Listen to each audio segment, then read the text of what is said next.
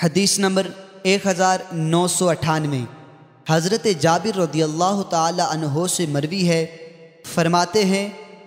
رسول اکرم صلی اللہ علیہ وسلم کے عہد میں اس دن سورج کو گرہن لگا جس دن رسول اکرم صلی اللہ علیہ وسلم کے صاحبزادے حضرت ابراہیم رضی اللہ تعالی عنہ کا انتقال ہوا، تو لوگوں نے کہا حضرت ابراہیم رضی اللہ تعالی عنہ کے وصال کی وجہ سے سورج کو گرہن لگا ہوا ہے۔ بس نبی اکرم صلی اللہ علیہ وسلم کھڑے ہوئے تو آپ نے 6 رکوع اور 4 سجدوں کے ساتھ نماز پڑھائی۔ آغاز تکبیر سے کیا، پھر طویل قرات فرمائی، پھر قیام کی طرح رکوع کیا،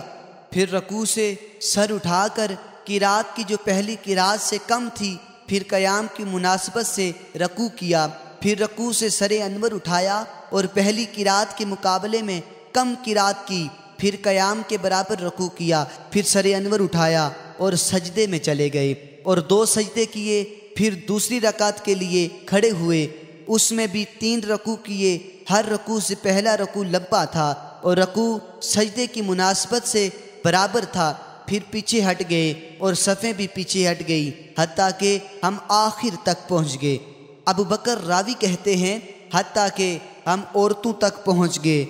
پھر حضور اکرم صلی اللہ علیہ وسلم آگے بڑھے تو صحابہ کرام بھی آگے بڑھے حتیٰ کہ اپنی جگہ پر کھڑے ہو گئے، اور جب سلام پھیرا تو سورج روشن ہو گیا تھا۔ آپ نے فرمایا، اے لوگو، بے شک سورج اور چاند اللہ تعالیٰ کی نشانیوں میں سے 2 نشانیاں ہیں، اور لوگوں میں سے کسی کی موت کی وجہ سے ان کو گرہن نہیں لگتا۔ ابو بکر کی روایت میں ہے کسی انسان کی موت کا ذکر ہے، بس جب تم اس سلسلے میں کوئی بات دیکھو تو نماز پڑھو حتیٰ کہ روشنی ہو جائے۔ تم سے جس چیز کا وعدہ کیا جاتا ہے میں نے اسے اپنی اس نماز میں دیکھ لیا ہے۔ آگ کو لایا گیا اور یہ اس وقت ہوا جب تم نے مجھے دیکھا کہ میں پیچھے ہٹ گیا، مجھے خوف ہوا کہ اس کی لپیٹ مجھ تک نہ پہنچ جائے، حتیٰ کہ میں نے اس لاٹھی والے کو دیکھا جو اپنی لکڑیوں کو جہنم میں کھینچ رہا تھا۔ وہ اس کے ساتھ حاجیوں کی چوری کرتا تھا،